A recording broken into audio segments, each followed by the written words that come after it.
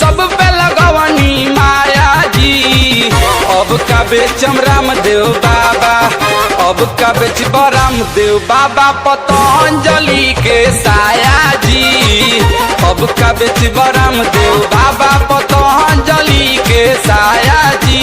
जड़ी बेचनी बूटी बेचनी, जड़ी बेचनी बूटी बेचनी सब पे लगवनी माया जी। अब का बेचब रामदेव बाबा पतंजलि के साया जी। अब का बेचब रामदेव बाबा पतंजलि के साया जी। हे बाबा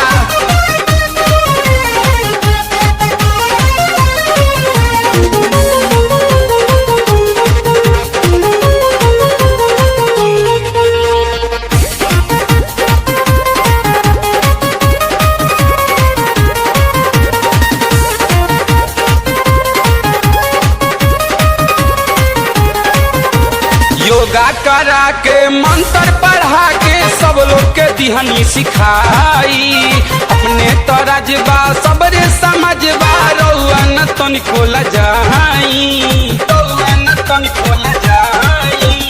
योगा करा के मंत्र पढ़ा के सब लोग के दिहनी सिखाई। अपने तो राजबा सबरे समझबा रउअन तनिको लजाई।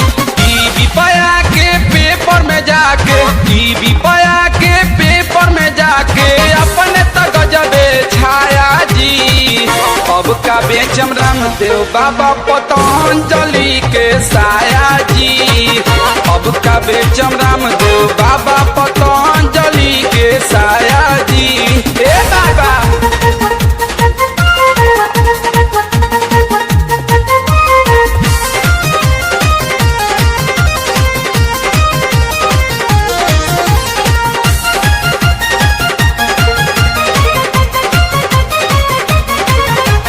देश विदेश में देखी न राउर भइल बाटे नाम जी।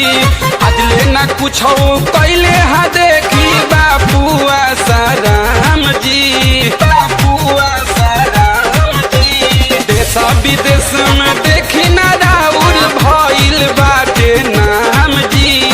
अजले न कुछ कैले हा देख बापुआ साराम जी। हरे राम हरे हरे लइका होके घरे घरे, हरे राम हरे हरे लइका होके घरे घरे अपने तो गजबे सुनाया जी। अब का बेचब रामदेव बाबा पतंजलि के साया जी। अब का बेचब रामदेव बाबा पतंजलि के साया जी।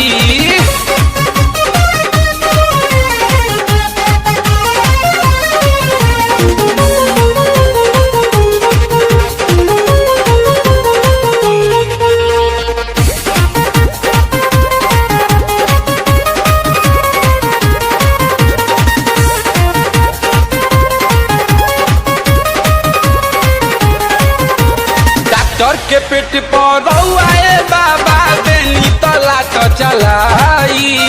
अर्जुन छलिया परवीन बिहारी भेटब तो तोहके बताई, तो तोहके बताई।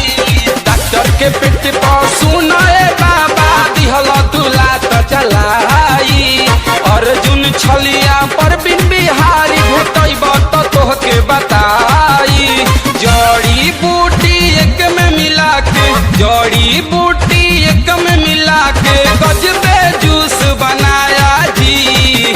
अब का बेचब रामदेव बाबा पतंजलि के साया जी।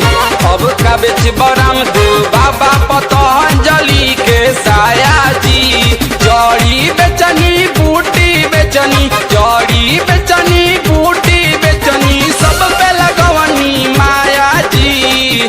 अब का बेचब रामदेव बाबा पतंजलि के साया जी। अब का बेचब रामदेव बाबा पतंजलि के साया जी। अब का बेचब रामदेव बाबा पतंजलि के साया जी। अब का बेचब रामदेव बाबा